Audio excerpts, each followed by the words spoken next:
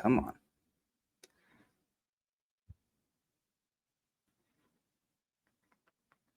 There you are. All right, there we go, DeGents. Sorry for the delay, but we are the Distinguished DeGents podcast. We are back from my little bit of a mini bye, aka my honeymoon. I'm Steve, Big Bucks Beta, now married. Sorry, ladies. And joining me, as always, is my cohort, my partner in crime, Jason Money Mansmann.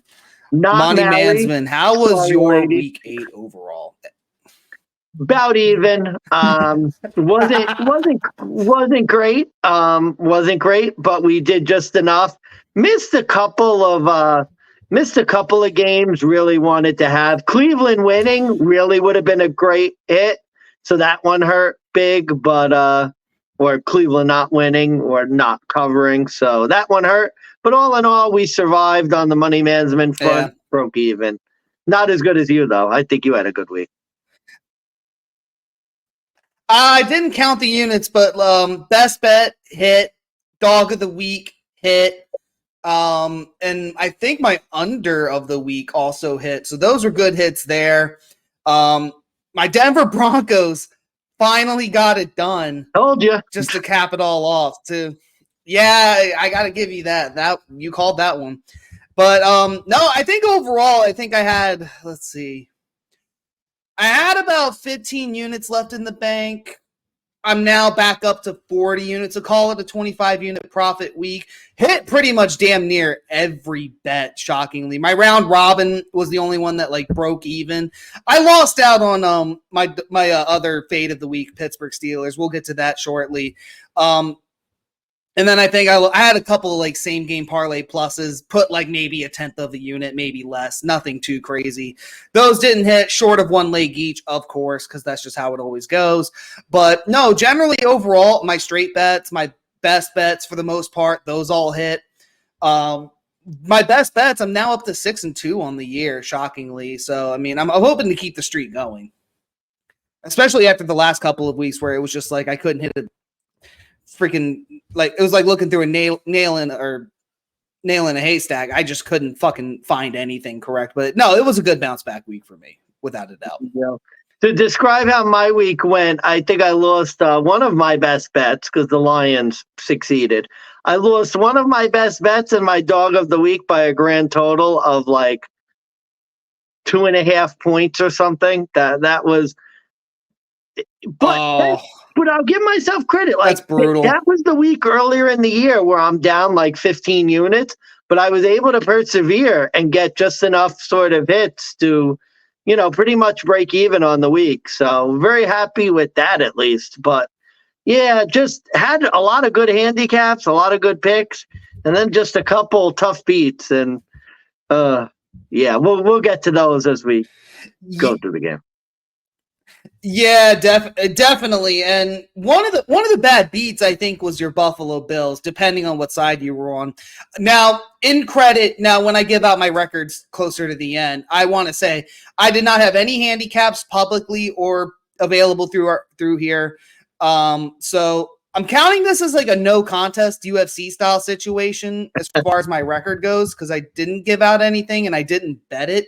But I know you gave out your handicap, and I wish you had followed through on the Bucks plus 8.5. That's the angle I would have went on personally. But Bills do get it done, 24-18. They don't get the cover. They do get an ugly Thursday night kind of win at home.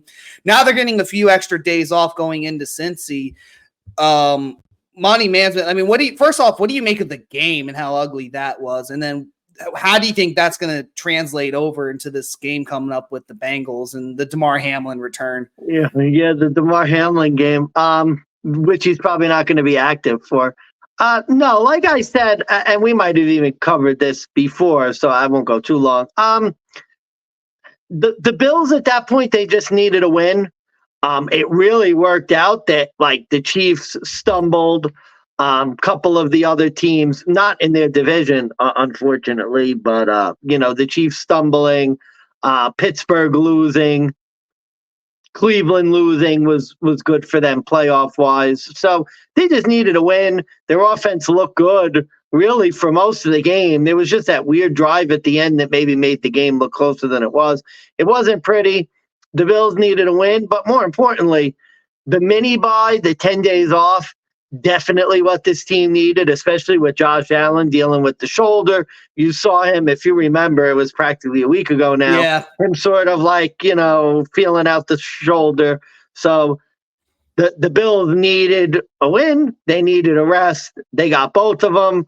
We're going to learn a lot about this team this week. That's all I have to say. We're going to see what this team is. I'll bring this to your attention. It doesn't seem like your run game has made any significant improvements this late in the season. Although I did like originally what I saw from Latavius Murray. I think Damian Harris is now hurt, or is still hurt. Now you guys signed Leonard Fournette off of free agency. What do you?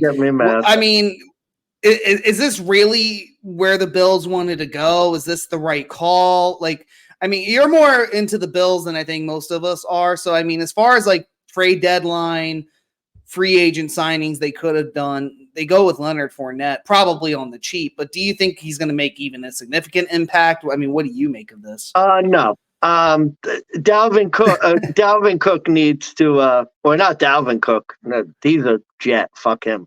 James Cook. He needs to be allowed to cook. This kid's explosive. He's had a couple good games in a row, both running and passing. He actually didn't do bad in the limited opportunities they gave him to run the ball. He's a guy who just needs to get fed the ball. Really, you want to talk about trades, Rasul Douglas. Yeah. Yeah. I mean, okay, he's not going to like pop. He's not going to be eye popping. He's immediately our best corner on the team. So that was a big upgrade that the Bills really didn't have a choice. They needed a cornerback. They got one. Rasul Douglas hopefully will be an improvement beyond Kyer Burnt Toast Elam and the ghost of Dane Jackson. So that was a big trade. Much needed help in the secondary for the Bills. And now we see what they could do against a surging Bengals team. So there you have it. Yeah, that was kind of my sort of takeaway. You're just kind of stacking up the roster at this point, just trying to get through the regular season. I don't mind the pickups per se.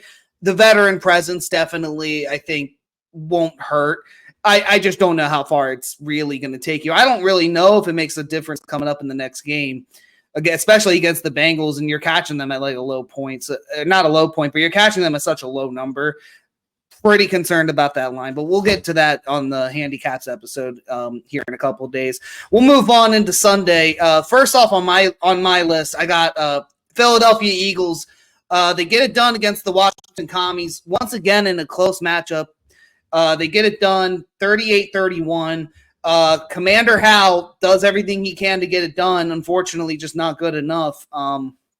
Once again, this Commanders defense, just such a letdown, especially for Ron Rivera, who, I want to say he was touted as a DC for a while. He was a defensive-minded head coach, and he's just literally week after week just shit the bed on defense. It's unbelievable. They traded away Montez Sweat and Chase Young. Yeah, so I think, like we've talked about, the Ron Rivera era is going to end at the end of this year. He is going to be let go.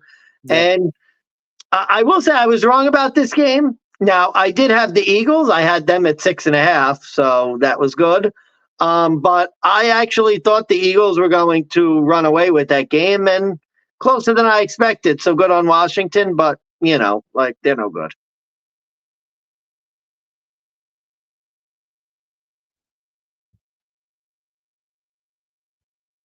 Oh, am I that delayed on your end? No.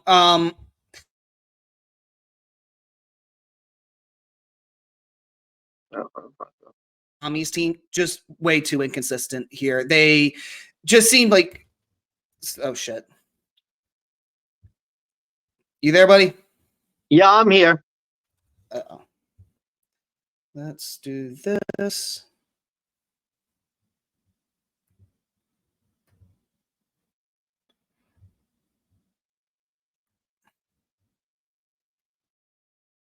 Oh, there he goes. He's gone. He gone. he should be back soon. Oh, okay, There you're we back. go. Just added myself back. I don't know if it's my internet or yours, but it's someone's. But just to finish off real quick, and then I'll try to boot out while I'll let you take a couple minutes. No, this Commies team is too inconsistent, unfortunately, and with Ron Rivera, especially now that he's dumping his best defensive players, I think it's time for him to go at this point. He needs to be cut earlier in the season. I think Ron Rivera, if you have another couple of years, you do make those kinds of moves. You're making moves while you're in the hot seat and you're about to get fired any minute. Just seems like a bad fire sale opportunity, if you ask me. Yeah, I agree. All right, I'll jump ahead next, and hopefully we stay alive here, folks. Jacksonville Jaguars. This was my fade of the week. I faded them a third week in a row, 3 weeks in a row. The Jaguars still beat me down and take my money. They get it done in Pittsburgh, 20-10. Another inconsistent team, the Pittsburgh Steelers. Just 1 week they look like they can get it done on offense. The next week they do absolutely nothing.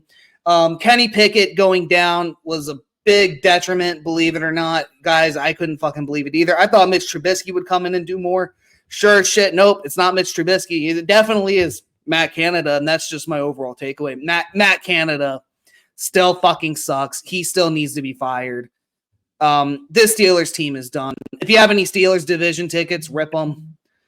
Yeah, especially the way Baltimore and Cincinnati now are playing. Yeah, and Cleveland. I mean, at this point, rip any playoff tickets for the Steelers too. Quite honestly, this was not a loss they could afford, and I don't understand why they did absolutely nothing in the trade deadline. I don't understand why Matt Canada still has a job. I don't understand how they had the most inefficient quarterback play 1 week, and then the next week they beat down on the Rams, and we'll get to them later. I don't get this Pittsburgh Steelers team anymore. They used to be like somewhat predictable, but now it's just like they get to a point they're so bad that sometimes they're good, and it's just making it hard to like really stomach at times. I mean, Mansmann, do you think Tomlin deserves any of this blame? Like, what's your takeaway from this Jags game? I mean, sort of half and half. Let me give a little love to the Jaguars. I thought it was the London spot against the Bills, and then it was the London spot against the Falcons, and then it was, they were supposed to have a down spot at home, and then it was like Thursday night football against the Saints. You're sort of running out of like excuses for this team. Maybe they're just like good. I mean, they're 6-2 now. Yeah. I think part of it is Jacksonville is a good team. Like they're running the ball well. Their defense is stopping the run. Josh Allen, now you see if you listen to those Giant videos when they were mad about them drafting Daniel Jones and why they said, you could have had Josh Allen. Like this guy's a fucking stud. The Jags are for real. And the Steelers, I mean, I don't know if I blame Tomlin per se. I just don't know how long you could sort of, I mean, this was a team with a winning record that, let's be honest, has no business having a winning record. You can only put it together with silly string and silly putty so long. And, it's kind of catching up to them. You play a good team. You're not going to be able to get 4 turnovers and, score late to win a game. So, I think, like you said, time to start selling on the Pittsburgh Steelers, and that should give you a hint of where my bet is going to be for Thursday night. So, yeah, well, we're definitely going to go into the Thursday night game. And by the way, too, Tomlin on Thursdays, that's going to be something to bring up as well. But speaking of dumpster fires, the Indianapolis Colts, they hosted the Saints. They were +1 dogs. They don't get it done. They let Derek Carr go up 38-27. This one hurt. I had the Colts in this game. For those of you who didn't check out my Twitter post early Sunday morning, I had my 1:00 handicaps there. Colts were one of my plays. One of the ones I lost on my round robin.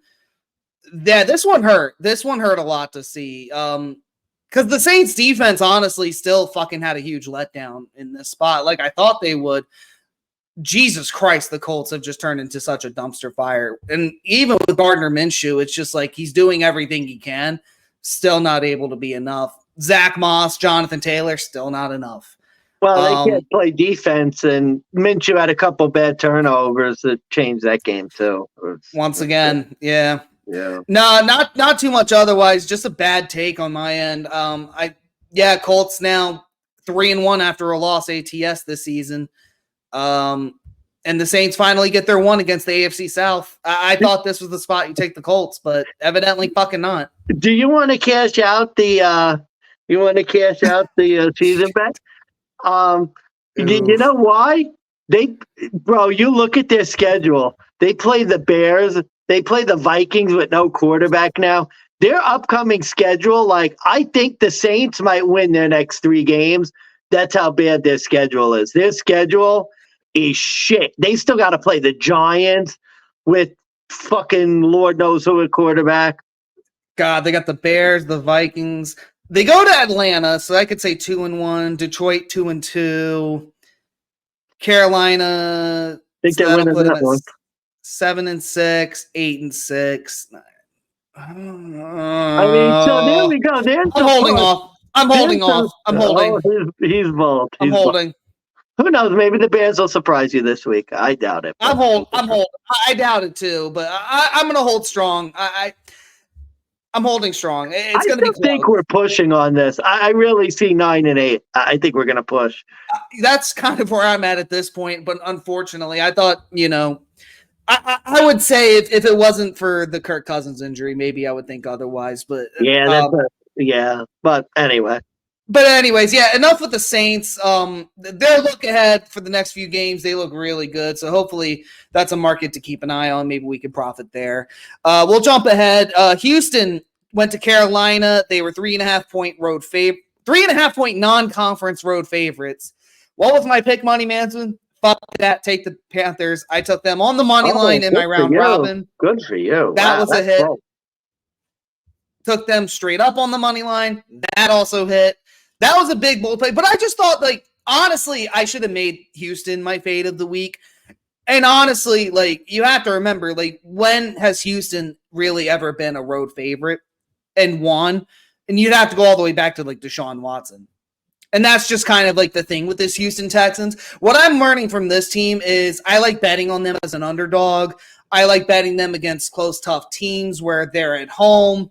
But them on the road, and especially as a favorite, just seemed really fishy to me to begin with, even though it was Carolina coming off the bye. Frank Reich apparently has a really good record off the bye as well.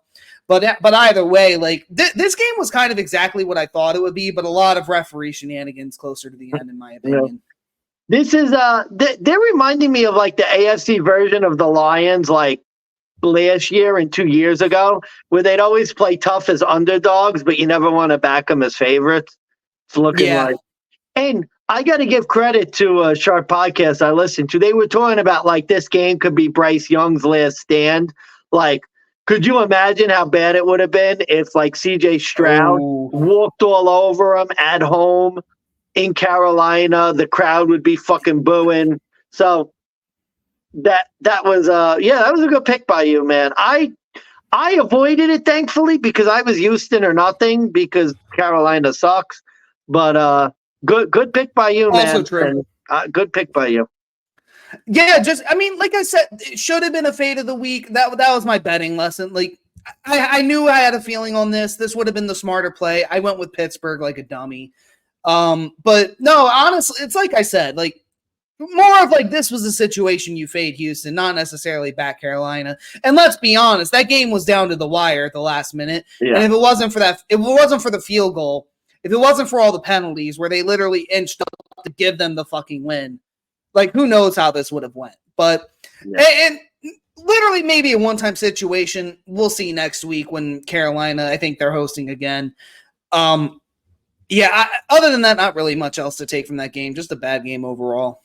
Yeah. Another bad game, another bad team. The Dallas Cowboys fucking murdered the LA Rams. Sean McVay had a son, didn't seem to fucking matter. There was no motivation on this team. This team is dead. The Rams got 20, Dallas 43, covered the 6.5. Dead over game. LA Rams had zero fucking chance the minute this game started. And I like it for next week for Dallas because now we're in the spot with the Dallas cycle where, oh shit, Dallas just beat like a team and they murder them. Now they're getting a tougher team next week. Oh, the boys are back. Yeah, I didn't take too much away. They did what they probably should have done against the LA Rams. I just thought the Rams would put up more of a fight on offense. Well, Stafford got banged up a little bit with his thumb. Yeah, I mean, God, how many fucking... I forgot what the hell it was that was, like, insane. I think it was, like, five straight scores by Dallas in the first half unanswered. Yeah, CeeDee Lamb just caught another touchdown pass. Like, it was crazy. God, yeah, CeeDee Lamb. If you had him on fantasy, daily fantasy, congratulations. You probably got some mugga. You probably won your game that week. But, God, I just don't... I can't believe I thought the Rams would be a lot better this year, which is why I threw like a nickel piece on them to win the division. I'm ripping that up now. Like this team is done. Yeah. Unfortunately, the Sharps on your podcast, they were absolutely right. This team needs to be in like rebuild. Yeah. They're kind of, I think, sort of regressing to the mean. And I had a good feeling about Dallas. I did have a Dallas bet in there that I think was one of the ones that hit. So that was good. I had Dallas in a teaser parlay that unfortunately, that was one of the other ones that did not hit, but Dallas was in my teaser. That did hit. Feeling about them, whenever you have a team sort of playing their arch rivals the next week, this happens with Buffalo and Miami a lot too. You always want to back them those weeks because they always seem to put a hurting, especially against a bad team. And let's be honest, like the Rams on the road, Dallas coming off a bye, playing the Eagles the next week, just looked like a really bad spot for them, and it turned out to be a really sort of bad spot. I don't really upgrade or downgrade either team just because this is sort of what I expected. This is what Dallas does. Doesn't mean that Dallas isn't going to lay an egg next week. So, like you said, how many times, oh, Dallas is the real deal. They lose by 20 to the Eagles. So, yep. Oh, oh, switching sides. Okay. And Money Mansmann is coming back. There he is. Yeah, I switched sides. That was weird. Okay. So, yeah. So I'm done with that. So what do we got next? Yeah, sure. Next up, the Atlanta Falcons lost 2.5-point road dogs. I finally got a Tennessee game right. I picked them on my 1 o'clock slate. I picked them on the 1 o'clock slate. My thinking was this originally, and I didn't really give out my thinking was like, how bad could Will Levis be? He can't be any worse than Tannehill. And I knew what you were getting with Drew Ritter or Desmond Ritter. I should say Drew Lock, but Desmond Ritter, same difference. My takeaway, why was Will Levis not starting earlier? I think we said this to each other too. Like, what a fucking starting performance. Like, what a debut. 3 touchdowns to DeAndre Hopkins. Welcome back, D-Hop. I mean, yeah, that's his season. Yeah, I mean, my takeaway, number one, why was Will Levis not starting sooner? But number 2, this was Atlanta. What are you going to do against tougher teams? You're going to play Taylor Heineke. You're going to play Taylor Heineke. That's what you're going to do. Yeah, that was the other takeaway. How was Taylor Heineke not starting? I mean, even in the brief moments we saw him, he looked much better than Desmond Ritter ever has in 8 weeks. And now, he only came in with a concussion. I mean, Will Levis, he started through an injury, but he had a couple weeks. He was a rookie. Like, I could get why in the grand scheme of it. I know I'm asking why was Will Levis not starting sooner, but in the grand scheme of things, I get it. Why was Desmond Ritter starting over Taylor Heineke? That makes zero fucking sense to me. And Atlanta wasn't even winning good. They were winning like bad games, having to come back, not doing much on offense.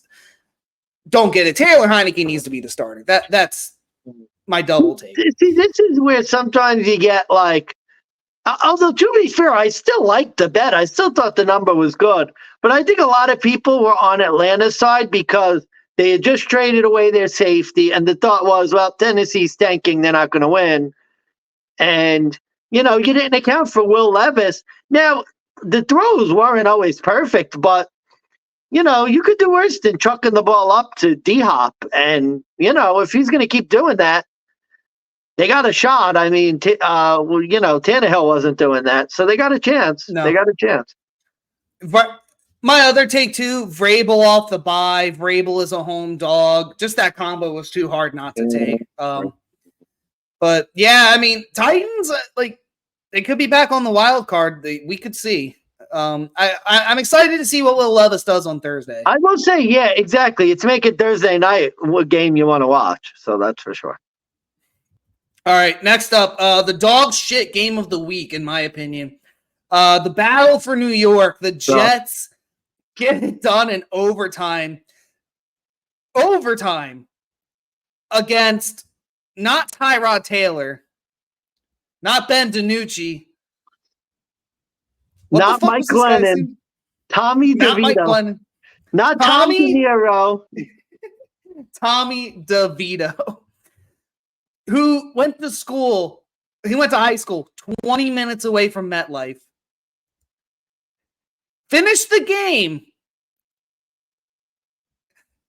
for a grand total of -9 passing yards on offense. The worst, I think it was the worst in NFL history.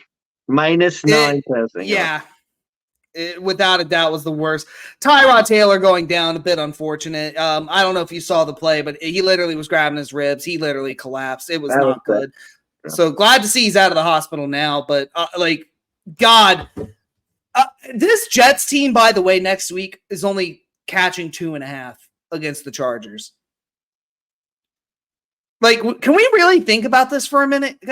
The Jets, who had to go to overtime against a team with -9 passing yards, had to go to overtime. They should have lost the game. Like, they should have lost. They got the ball back with 24 seconds left.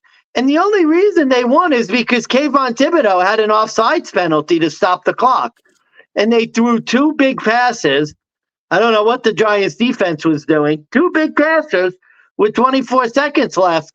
And then the Giants, how stupid are they? They win the coin toss and they receive the football. You have no offense. Why are you receiving the football? Why aren't you kicking it away? Like, you have no offense. It was crazy. It was terrible. I don't know what the fuck. That game was so bad, but by the end of the 1 o'clock slate, that was all that was left. So you just had to watch the madness. I cannot wait to fade the shit out of the Jets next week, guys. Like, that's a spoiler alert. Like, what the fuck are they doing catching 2.5? Like, it should be 12.5. And I know it's the Chargers. And I love nothing more than fading the Chargers too. But what the fuck are we thinking, guys? The Jets to me are the worst 4-3 team in football. The fact that they're 4-3 and the Broncos are 2-5. Their offense it's unbelievable. Horrible. Or 2-5. Jesus. And their defense, I don't know, because like their defense, they get fat playing a lot of Tommy DeVitos, I feel like, and they get a lot of turnovers. I don't know how good I don't know about the Jets defense. I'm not as high on them as some other people. I think they're going to struggle against the Chargers. I could see this being I always love to fade teams after they win bullshit games. I think it's going to be fading the hell out of the Jets this coming week. By the way, this game was my under of the week, and I fucking hammered. Like, I literally hammered 2 units on it. I thought that 35.5. I was like, wait a minute. It's Tyrod Taylor. He won't get more than 14. And then Zach Wilson. I'm like, will he get more than 14? Maybe not. And then Tommy I was both. Sure, both were right. Yeah, 35.5. That was a ridiculous number, but I hit that under, so that was a good hit. Other than that, I mean, this Giants team, like, I think Dayball's doing everything he can. They need to, like, God, I hate that they paid Daniel Jones, but I think you're seeing why they paid Daniel Jones. But on the other hand, like, they need to move on from him too by the end of the season. They need to figure out a more permanent solution. Dayball's going to have a big third year, because I think Dayball lost the game by it was 4th and 1, and he opted to kick a field goal in the rain as opposed to running with Saquon Barkley, who had like 40 carries for 150 yards. I might have just given the ball to Saquon there. Just give it to Saquon. 36 carries, 128 yards, no touchdowns. By the way, for the Jets, Breece Hall, 7 catches for 100 yards. However, 12 carries for 17 yards. Zach Wilson had more rushing yards than Breece Hall. Yeah, That's the Jets offense for you. Well, now the Jets offensive line's decimated too, so I have bad. I don't know, man. Maybe this is a trap line, but if it's anything under 3, I think you hammer that fucking game. I think you have. Well, I can't wait to get to that handicap, but moving on, though, we got the New England Patriots. They traveled to Miami, game 2 against the Dolphins. They scored 17 once again. However, Miami got 31 on them this time to get the cover at -9.5. Miami beat a terrible team, but they let New England keep it close once again. This was just another system play to me. Nothing special, nothing too crazy. It was just a good win by Miami. It was what they needed. It's crazy. It's literally, there's nothing to say about this. Look at their first game. It's like the same shit. It was literally like a repeat of the first game. So that's it. They win, beat another bad team. That's what they do. Did Mac Jones do anything to further, at least keep his job another couple weeks till the end of the year? Do you think, he needs to go as well? I mean, 161 yards, 2 tutties and a pick. I don't know if that's okay, not good enough. I mean, it's just the Mac Jones story, not good enough. The Mac Jones story. God. Yeah, the Belichick coaching tree is starting to go up in shambles. Oh, I can't wait! I can't wait to recap that game just because of what happened. So. Oh yeah. All right, last 1:00 game. The Minnesota Vikings. This was my best bet. Minnesota covered the 1.5 against Green Bay. Wasn't even fucking close. Minnesota had the game the whole time. And unfortunately, Kirk Cousins out for the year, torn Achilles. What a fucking dreadful injury to have for Minnesota. This point in the season, you're starting to come back. You've won 3 of your last 4, and you just lost your quarterback. You go out and get Josh Dobbs, which, believe it or not, I love as a pickup. Yeah. I love it too because he wasn't winning in Arizona. They were about to get Kyler Murray back. You're getting a guy who's basically got 7 weeks of NFL football under his belt. He's got another bye week. I think. Wait, does Minnesota have another bye week? He may get another week of extra rest to learn the playbook. But you're getting a guy who's ready. I know they're starting the rookie next week, but I love the pickup for Joshua Dobbs, all things considered. They only gave up a 7th. Will maybe turn into a conditional 6th. My takeaway, though, as far as the game, Green Bay's on auto fade. 3 straight losses, 3 straight failed covers. I actually have like some Rams money line bets in for this week. Jordan Love may be benched. They're talking about benching Jordan Love, and you honestly can't blame them if they do. That experiment is over. Jordan Love is not the next Aaron Rodgers. Welcome to the rebuild, Green Bay Packers. I think we knew that going into this season. We knew he wasn't the Aaron Rodgers. It was just what could he do in the meantime. I mean, who's their backup quarterback at this point? Are we really going to expect anything better? That's my only issue with this. If you have like a Sam Darnold, or if you have like a, I'm trying to think. I don't know. Malik Willis. Good. Yeah, no, it's nobody good. It's nobody good. Yeah, some rookie or something. I don't think anybody good. That's my problem. It's not like you have anybody really worthwhile backing up. So do you really want to just bench Jordan Love, or do you just let him take his lumps against a bad Rams team where honestly, I think he has his best chance, if you ask me, but Sean Clifford. Can't say I know him. Can't say I know who that is. Yep. I wouldn't know him if he was in an Uber, but yeah. So that's takeaway. And then obviously, Minnesota love the trade like you. So we'll see. Maybe Dobbs in a couple weeks could, figure something out. Maybe, yeah. But again, I really unfortunate because I had Minnesota tickets as well to make the playoffs. That's looking back. Fantasy. It was fun while it lasted. Oh man, I got TJ Hawkinson still, but Yeah. Other than that, I mean, unfortunately, that's all we can say about Minnesota. Just unfortunate timing losing Kirk. Green Bay, they're still shit. They're on auto fade next week. I don't care who you are. I don't care what the handicap says. They're on auto fade. All right. Starting the 4:00 slate. We mentioned it earlier. Your Cleveland Browns unfortunately gave it up with 40 seconds to go against Seattle. It was 20-24. I had Seattle on this line actually at -3.5. Kind of a weird spot. Like PJ Walker got the start once again, and Cleveland literally, I think, I don't even know. Oh yeah, we did talk about this because I came in for the 4:00 slates. It was the battle of the two teams in the NFL who were best in non-conference games, and my take was just fade the road team, take the home one. Barely got by. I think Cleveland should have won. My takeaway, I was high on Seattle earlier in the season, and I've come down. Geno Smith, I think there's a reason he got the deal he did, where really it was a 1 year. We're starting to see the realities that this offense is just lacking in the quarterback power that they needed, like they used to have with Russell Wilson in his prime. They have the receivers, they have the running backs, but Geno just making mistakes and not being able to get out of the pocket in time. And this Cleveland Browns defense, give them credit where credit's due. They went into Seattle and pretty much maintained the lead for most of the second half and kept it close. They honestly should have won, in my opinion, but Geno Smith gets the home comeback and gets the win and cover. Got me money, so can't really complain. It's the thing that was frustrating in that game. You have a backup quarterback or a game manager type quarterback. These coaches, third down, especially like the Eagles game where the Jets offense was doing nothing, where your there were times where you got to like trust your defense, run the ball and punt.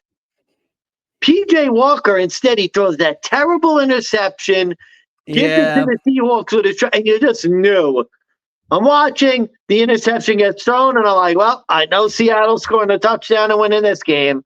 And sure enough, that's what fucking happened. Like, it's just, again, I'm not saying in a 34-31 shootout, you want to throw the ball 3rd and 8 because you know, the other team gets the ball, they're going to score. Yeah.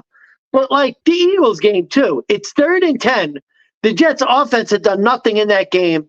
And like, why are you going to throw an interception and turn the ball over and give them a chance? If you put the Jets on their 20, they couldn't throw the ball 2 yards. And it was the same thing. Like the second half, Seattle's offense couldn't tie their own shoelaces, but you give them a short field and then give them a short field. They get the win with 40 seconds to go. That one hurt. That hurt. Should have won. Yeah. Should have won. That was a bit unfortunate, but that was one of the 4 games here I got a clean slate on, got the over on that as well. Moving forward, my dog of the week, the Cincinnati Bengals, get it done in San Francisco, 31-17. Brock Purdy once again came onto the field. He actually recovered from his concussion in time. Love the fact I got this at 5 when I bet it. I love the fact I got it on the money line later at +180. Both fucking hit beautifully. Helped me break even on my round robin. So thank you for that, Joe Burrow. I think we could go on and on about how the Niners may be frauds. My takeaway, this Bengals team is back. They had the slow start. We knew it was going to happen. They just beat a really good team, and now they get to come home, and now they got to play Buffalo. I am a little worried that they gas out against this Niners team, and now they got to go home to Buffalo. But we've seen this before. Joe Burrow later in the season starts heating up, and he just seems unstoppable. So, Mansmann, what was your takeaway more on the Bengals, or was it on the Niners? Bengals are. Yeah, more on the Bengals. The Bengals are back. I just think San Francisco I think they were very overhyped earlier in the year, and they're starting to come back down to earth. I think we all got a little bit of carried away with the Niners, and Brock Purdy. starting to come back down to earth. I mean, that's the tough thing when you're a game manager and sort of play perfectly. You make a couple mistakes and it really starts to come back. And, he's had a couple. I think the Vikings loss for them was really bad. That's a game they really should have won. I just think this game, Cincinnati was just better. Like, at least not, doesn't necessarily mean for the whole season, but Cincinnati's definitely hitting their stride. The Niners really missed Deebo Samuel, I think. But yeah, Joe Burrow, he looks completely back. So watch out for the fuck that Bengals. Joe Burrow injury news. Yeah, watch out for the Bengals. And if they beat Buffalo, they're going to be the best team in the AFC. So 100% agree there. And as far as the Niners go, I got, I think, 2 more losses before my under 11.5 hits. So here's the hoping. I don't know, man. They're not looking good. I think you could get it. I'm hoping I do. But yeah, luckily my dog of the week hit. That was one that was definitely needed. Thank God for the most part, I stayed away from this game. I think I lost maybe half a unit, maybe a unit. Ravens get the win against Arizona. However, the Cards get the backdoor cover off the onside kick. Keep it close, 31-24. Failed on the second onside kick. Ravens do get the win. This was one where the score was clearly a lot closer than the game should have been. Ravens pretty much did everything they should have up until the fourth quarter, and then just it almost just seemed like it was too good to be true. Like the Ravens were just going to get this big win, and all of a sudden they just kind of like they took their foot off the gas pedal, and all of a sudden here comes Josh Dobbs and this Cardinals team, and they started mounting a comeback, and then fucking Nelson Aguilar couldn't hold on to a baby falling from the sky, couldn't fucking hold the football, fumbles that on the onside kick. Nelson Aguilar on the hands team, that's a joke. Yeah, just a bit of an unfortunate backdoor cover if you were a Ravens better, because the whole game, this Ravens team was dominating, but they did what they should have against a bad Cardinals team. So not much really else to take away, except maybe the Ravens offense wasn't as explosive as you would hope for. But they got it done. And I think at the end of the day, this Ravens team is winning. Yeah, a little bit down of where they were, but, Ravens against the NFC, they're good. And that's just, you're going to have those. Right side, bad luck. That's one of the dangers when you sort of play big favorites. If you're not sort of teasing them down, sometimes you're just going to be on the right side and get a bit unlucky. And that was just unlucky because the Ravens had the game. And, it didn't matter that they kicked the field goal to go to 7 because they had 20 seconds left. You know what I mean? Like it clear win for the Ravens. I actually like wins like that because sometimes the team gets devalued if they don't cover. So, makes the Ravens win not look as good as it really was. That was a game that was 99% in the fourth quarter. So. I will say, like, if you are going to go down on the Ravens, like, it's you have to be down on Lamar, but up on their running game because Gus Edwards, 3 touchdowns, 80 yards. Yeah. Gus had a huge game, and that was I will say that's the one thing I like about the Ravens in the same vein, because if you do stop Lamar, we'll go stop Gus Edwards. Oh, you want to go stop Gus Edwards? Well, then go stop Mark Andrews and Zay Flowers. Oh, and you have Odell Beckham in the slot just being a decoy 90% of the time. But guess what? If you throw it up to him, God knows what's going to happen. So, and then this Ravens defense still playing lights out for the majority of it all. And gotta love what you're seeing with this Ravens team. And like I said in our recap, or not our recap, our preseason handicaps, this Ravens team has everything they need to win the division. It's just, can they outpace the Bengals and stay healthy? Yeah. And God, doesn't it feel like in the AFC, it's literally going to be one of those things where it's like, Chiefs will beat the Ravens, the Bills will beat the Ravens, but the Bengals will beat the Bills, and it's just going to come down the Chiefs will beat the Chiefs will beat the Jags, or the Chiefs will beat the Titans in like a playoff spot, Yeah, it really does feel like. Yeah, it really does feel like whoever gets lucky and plays the team that they could beat. Like if it's a Bills Ravens AFC Championship, like I would bet the Bills like 100 times out of 100. Whereas if it's like Ravens Bengals, I'd really be looking towards the Ravens. Yeah, 100%. Yeah, here's a game I think everybody got wrong, and not too many survivor picks, sadly. However, my Denver Broncos finally, after 8 years, get it done against Kansas City and Patrick Mahomes. And God, is this is so good. I have to bust out the good shit. Because I know this isn't going to happen again for another 8 years, or until Patrick Mahomes retires or leaves Kansas City. Didn't you even know who your wife was 8 years ago? No, I did not. Think about it this way: you are married now. The last time Denver beat Kansas City, you had not even met your wife. Wow, that's crazy. Well, it's funny you mentioned that, because I'm pretty sure I briefly mentioned this before, but I actually met her. It was the 2015 playoffs was when I officially met her. So it was like Christmas. So yeah, I did not know her before the last time the Chiefs beat the Broncos beat the Chiefs the last time, but it was that season where the Broncos went and won Super Bowl 50. And actually after they won the Super Bowl was when we started seeing each other. So yeah, so again, good memories, but yeah, I know this shit's gonna happen for a while. So cheers to you, man. Enjoy the good shit. Yeah, no, God, that is so good. Shout out to the Powell family. They fucking hooked me up there. Okay, so I have 2 takeaways for this one, Money Mansmann. On the positive, and this pains me to say it, but I have to give credit where credit's due.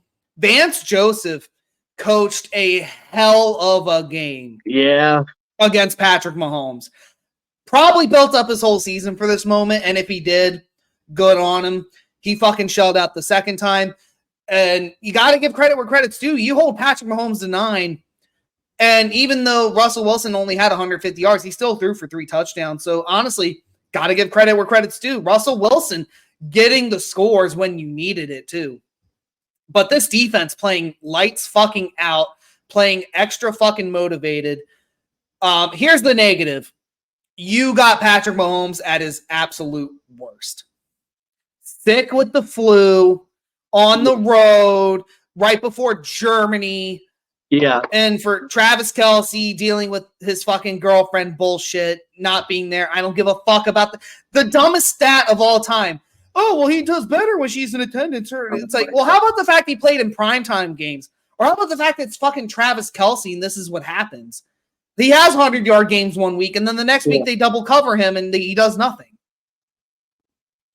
You get Andy Reid, no Eric Bieniemy on offense, so there's no like Denver's seen this shit so many times, and now they can't get creative anymore. So it was like literally this was a spot. Like the more I thought about it, the more I was like, damn, I think Jason might be right. Because by the way, my father really appreciated the happy birthday wishes and texts because you were like, I think he's gonna get it.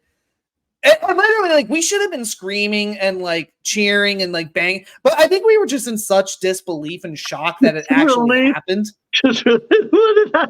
We sat there, we were like, this is happening. Like, and then he knelt it and the game was over. We were like, oh my God, we did it. Like the Broncos won.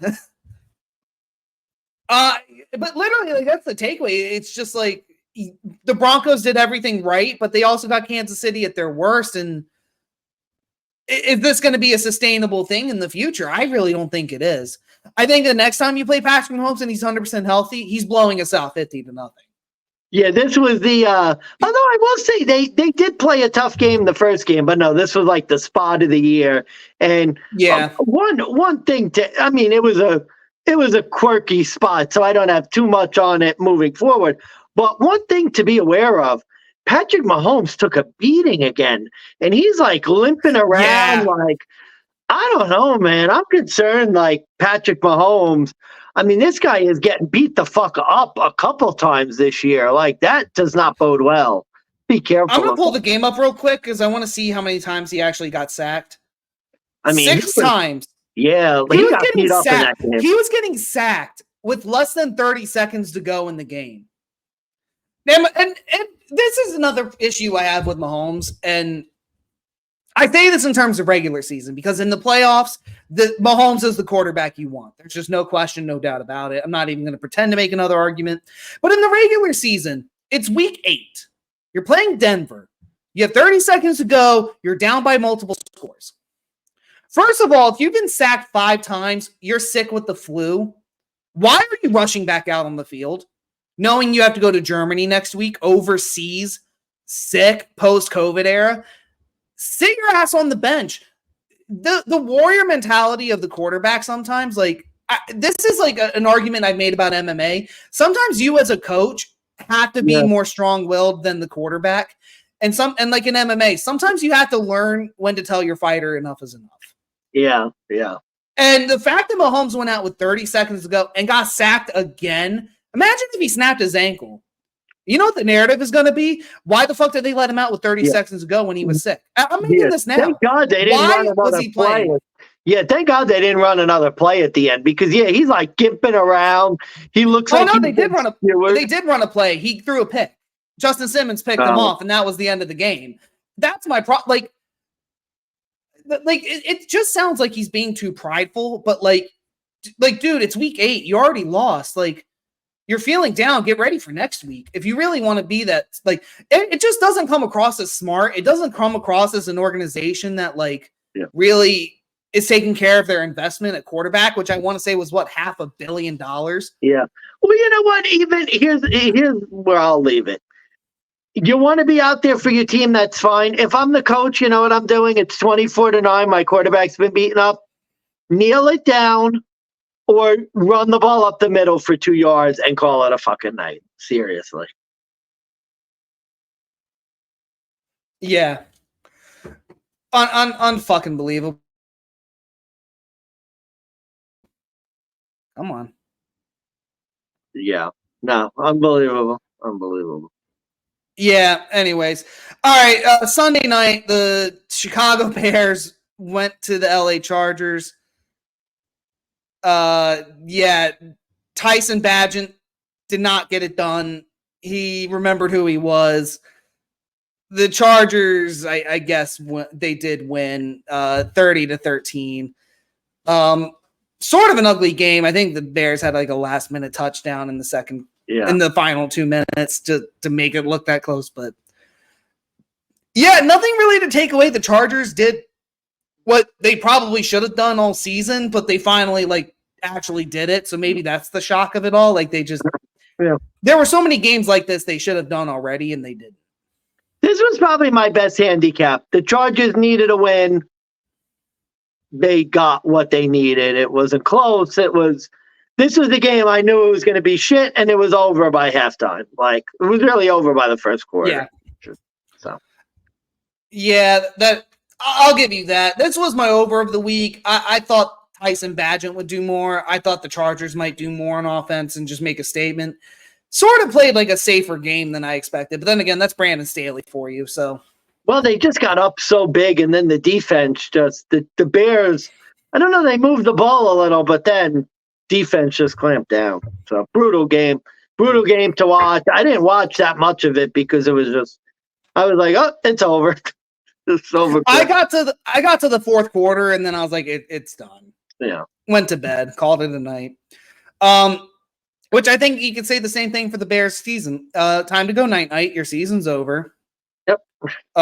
Whenever Justin Fields wants to come back, sure. You traded for Montez Sweat. You're 2-5. What the fuck are you doing? I don't mind the Montez Sweat trade, and I don't think it's for this season. I think it's for next season. I hope so, man. They better sign him. That's all I'm going to say. They better sign him. I don't mind that trade, but what I will say is they are not addressing the issues at hand that really need to be addressed, but they're addressing something. So hard to blame them. Well, you can't get a franchise quarterback in a trade unless you trade Well, I think they only gave up a 3rd-round pick too. So giving up a 3rd for Montez Sweat, I mean, are you really going to get any better? I can't fault the trade. No, it's fair. Yeah, but yeah, Brandon Staley. God, I still fucking hate him. I still fucking hate Brandon Staley. I'll leave it. I will. Yeah. God. But yeah, final game Monday night. The Las Vegas Raiders. They went to Detroit, and literally before kickoff, everybody and their mother knew Detroit was just going to lay the smackdown on that candy ass. The Raiders fucking got no passing catches in the first half. They somehow did manage to squeak away with, I want to say, 14 points. And Detroit, they did get the win. They got the cover at 26. I expected more of like the Atlanta-Detroit game, which I think we did sort of get, but not, I guess, a little more exciting, a little bit more scoring. By the way, that was a sweat. That was a sweat of a motherfucker. Because for those of you who follow our Twitter, I put out a sports eclipse parlay out, and I had the Lions minus 7.5. So that was a bit of a sweat for a while. But I just want to throw out this quick story. So after that, I had the Nuggets to win in the under. The under wasn't the issue. I was worried about a backdoor cover, but I let that ride.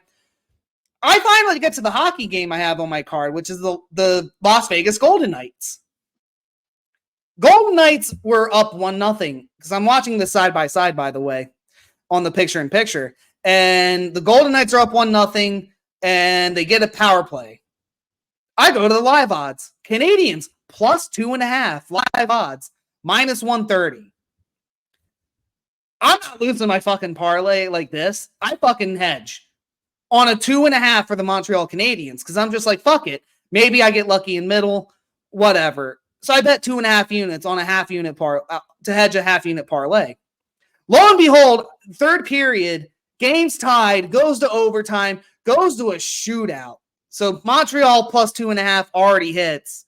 Vegas wins in the shootout. I hit the parlay as well. There you go, buddy. Yeah, there you go. Give me 10 units on that right there. But anyways, getting back to the football game, the Raiders, unfortunately, are just not the team that we wanted. This happened to be head coach Josh McDaniels' last game. He has been fired. Devontae Adams did absolutely nothing in this fucking game, which pissed me off for fantasy because I needed 17.5 from him. I got doodle. Literally 0. Like, it was bad. I don't know if firing Josh McDaniels does anything for the future here. I hate to say it. I do, because I think the environment was toxic and players were complaining. When you have Josh Jacobs, like, oh, how do you think the offense could improve? I don't know. Like, that's not my job. Like, and literally, McDaniels had lost the locker room. The decisions they made were terrible. They tried to be like the Patriots West, and that failed. And he's a loser, and he's gone, and he deserves to be gone. And not much to say about this game, really. This is another one where this game was a blowout. Detroit's defense literally stuck their wanger up the Raiders' ass, and the Raiders couldn't do shit. And it looks close because of that pick six. Like, if it wasn't for the pick six, this is 26-7 game, and So I had a same game parlay for this game, and again, half a unit, just fucking around. Yeah, one of my legs was the third quarter under 9.5 points, and that pick six just fucking murdered me. Because when Detroit got that touchdown later, that just fucking drove it up. It was so bad and unfortunate because at that point, the Raiders literally were like one of the worst teams in the third quarter. They never do shit. Yeah, and they didn't. I mean, they didn't do anything ever. Nope. Literally, they just got a lucky pick six, and that's what you really thought. Like, oh shit, is this? And I wish I was paying more attention to the game because I would have live bet the Lions at that point, which is what I should have done. But I didn't. Yeah. No, that's okay. Literally, my last takeaway for the Raiders, your only offense at this point is Josh Jacobs. I was 100% wrong on Jimmy Garoppolo. This guy is a fucking scrub. He cannot play quarterback outside of San Francisco. Didn't do a goddamn thing. Literally, the third quarter, their whole drive was hand the ball to Josh Jacobs and let him score.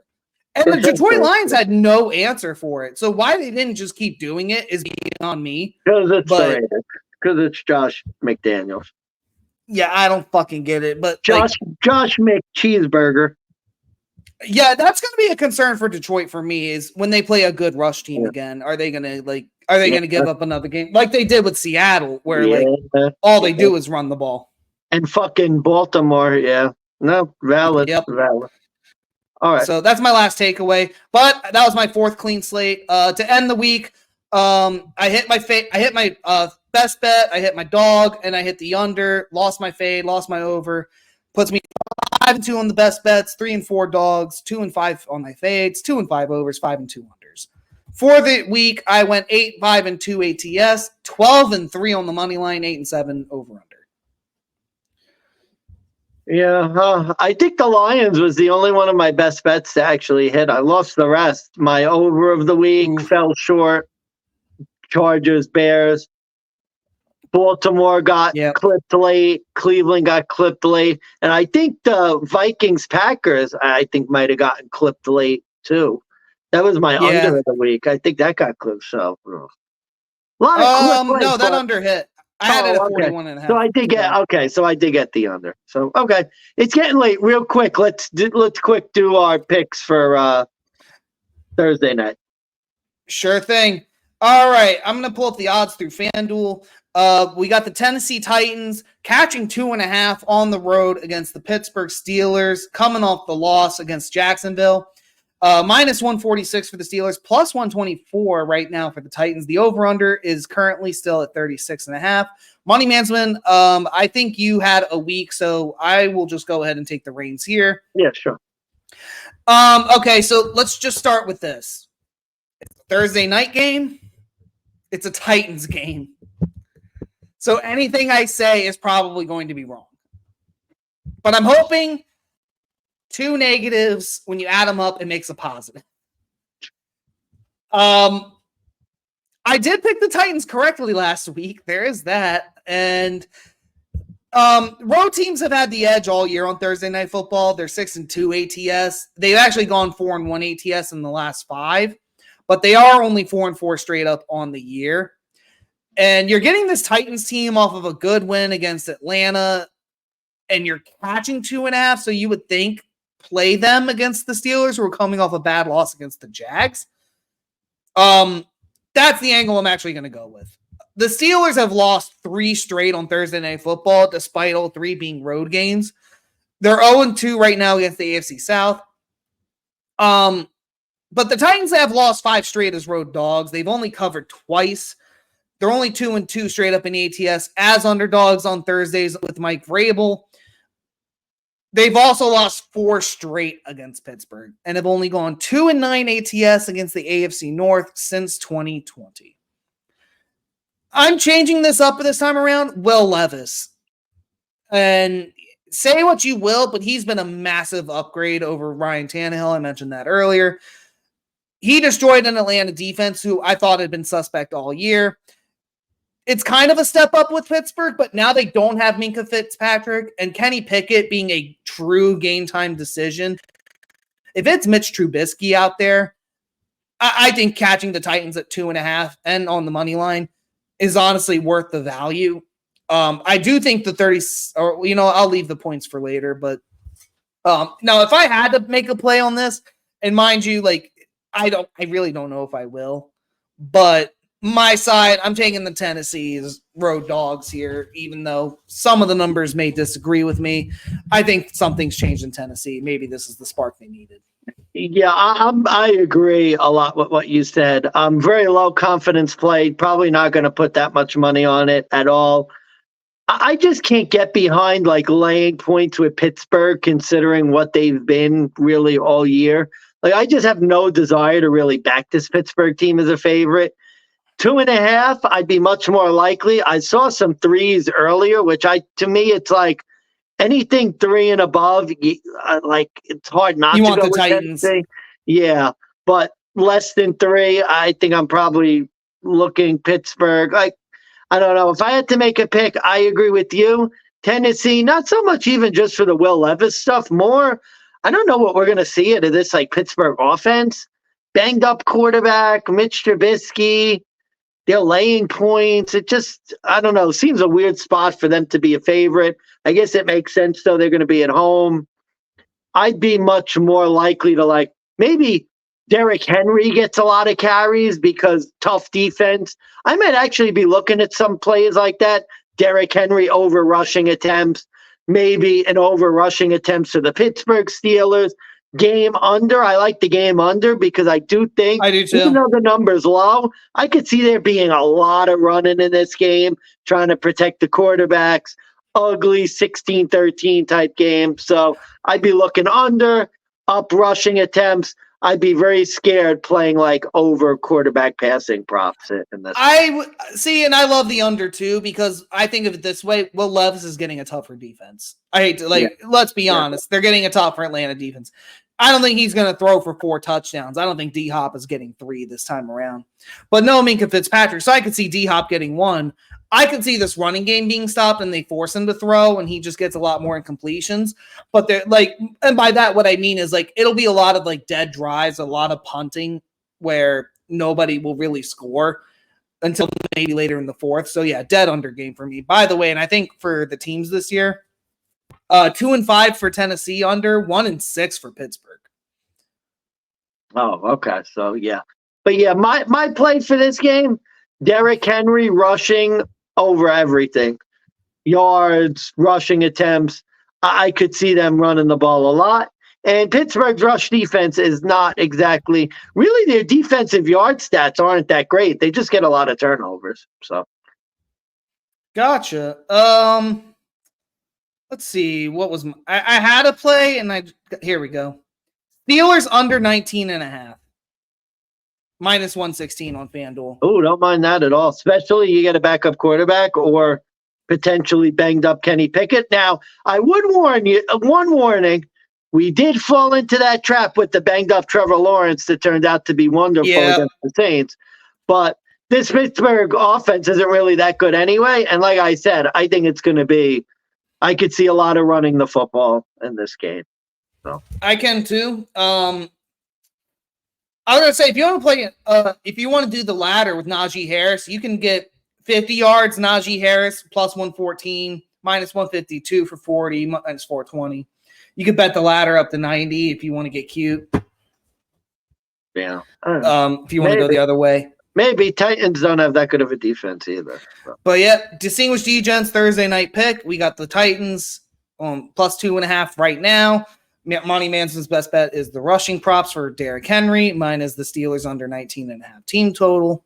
Money Mansmann, anything else before we sign off? No, man, I got to run.